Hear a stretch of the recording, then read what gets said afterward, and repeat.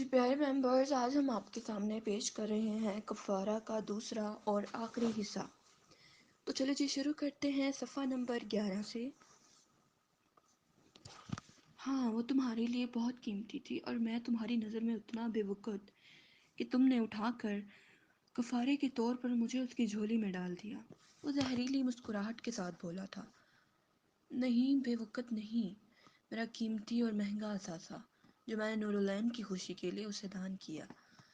مہرماں نے لب کچلتے ہوئے اپنے دکھ کو اپنے اندر اتارا۔ لیکن میری خوشی کا کیا مہرماں، وہ تو تم تھی نا، تمہیں میں نے سب سے لڑ کر سب کی مخالفت مول لے کر حاصل کیا، اور تم نے کتنی آسانی سے میری محبت کو اپنے کفارے کی بھیٹ چڑھا دیا۔ وہ غم و غصے میں گرا چیخا تھا۔ صفحہ نمبر 12۔ ڈرائنگ روم میں نماز پڑھتی بی جان کی آنکھوں سے آنسو ٹپکنے لگے۔ کچن میں سبزی بناتی امی آمنہ کے ہاتھ کانپے۔ ساتھ والے کمرے میں حماد کو اٹھا کر بیٹھی اس کی چھوٹی بہن ہمنی کی آنکھیں بھیگنے لگی۔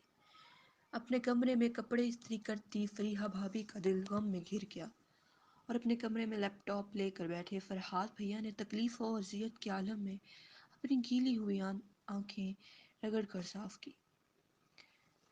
وہ سب ان دونوں کی محبت کی شدت کے چشم دیدہ گواہ تھے۔ انہوں نے اپنے سامنے ان دونوں کے درمیان محبت کا ہر رنگ کے پھولوں سے سجا باغ کھلتے دیکھا تھا، اور اب وہ اس باغ کے ٹہنی ٹہنی کسی طوفان کی زد میں آ کر اجڑتی دیکھ رہے تھے۔ صفحہ نمبر 13۔ ہر مسئلے کا، ہر چیز کا ایک حل ہوتا ہے مہرماں۔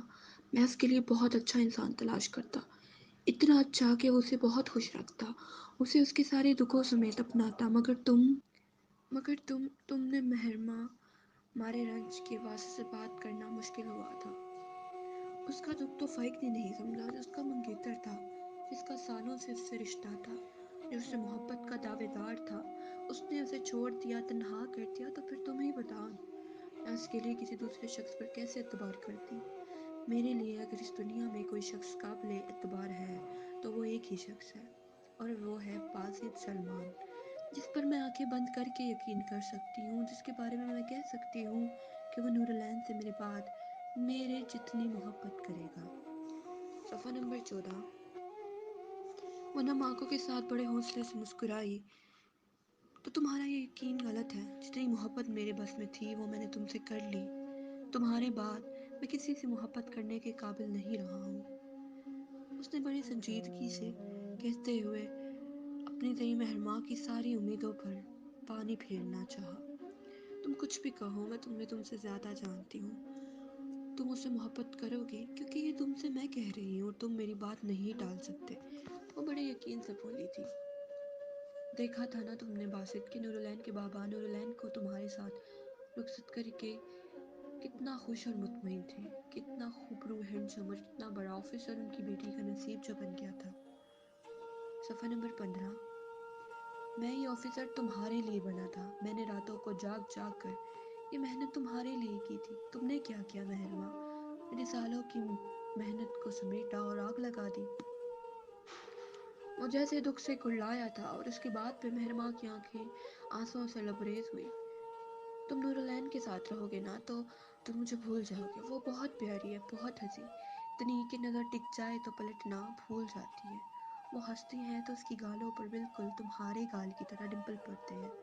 اس کا رنگ بہت گورا ہے، تمہارے ہاتھ میں اس کا ہاتھ بہت خوبصورت لگے گا۔ میرا ہاتھ تمہارے ہاتھ میں ہوتا تو سانولا سا لگتا تھا۔ یاد ہے نا تم مجھے کالی کہا کرتے تھے؟ یاد ہے نا تم مجھے کالی کہا کرتے تھے؟ یہ بات کہتے ہوئے اس کے ہونٹ مسکرائے اور آنکھیں روئی تھی۔ صفحہ نمبر 16۔ بس کرو مہرماں، پلیز بس کرو، تمہیں خدا کا واسطہ ہے یار، چپ کر جاؤ۔ میں پہلے ہی اندر سے ٹوٹ چکا ہوں، مجھے اس قابل تو رہنے دو کہ میں زمین پر اپنے پاؤں پر چل سکوں۔ میں نے تم سے کبھی نہیں کہا تھا کہ تم میرے لیے کسی بہترین کا انتخاب کرو، کیونکہ میرا بہترین تو تم تھی، بس تم تھی۔ مہرماں نے اس کی بات پر کسی مجرم کی طرح سر جھکایا۔ ساتھ نہ چھوڑنے کا وعدہ کر کے جو تم نے مجھے چھوڑا ہے نا مہرماں، اس کے لیے میں تمہیں کبھی معاف نہیں کروں گا، کبھی بھی۔ دیکھنا تم میری صورت کو ترسو گی، تمہاری سماعت ہمیشہ میری آواز سے محروم رہے گی۔ آصف نے اپنی گیلی ہوئی آنکھیں ہتھیلی سے رگڑتے ہوئے شفاقیت کی حد کی تھی۔ صفحہ نمبر 17۔ اور ہاں، خود کو میرے لیے پرایا کر کے اب یہ تم میرے نام کی انگوٹھی کیوں کہ پہنے پھرتی ہو؟ میری طرح اب اس پر بھی تمہارا کوئی حق نہیں ہے۔ کہتے ہوئے اس نے مہرماں کے قریب آ کر بڑی بےدردی سے اس کے ہاتھ سے وہ انگوٹھی اتاری تھی، اور مہرماں اس کی یہ آخری نشانی بھی خود سے چھن جانے پہ تڑپ اٹھی تھی۔ پلیز باسط، اس نے جیسے التجا کی تھی۔ نو۔ باسط نے سختی سے اس کی التجا رد کی، اور پھر کچھ بھی کہے بغیر وہ انگوٹھی مٹھی میں دبائے تیزی سے پلٹا اور باہر نکلتے چلا گیا۔ مہرماں منہ پر ہاتھ رکھے اپنی چیخیں دباتی بے بسی سے اسے اپنی نظروں سے اوجھل ہوتا دیکھتی رہی۔ صفحہ نمبر 18۔ انت الحیات، تم جہاں بھی مرضی رہو، ہمیشہ میرے دل کی آنکھوں کا محبوب نظارہ بن کر میرے سامنے رہو گے۔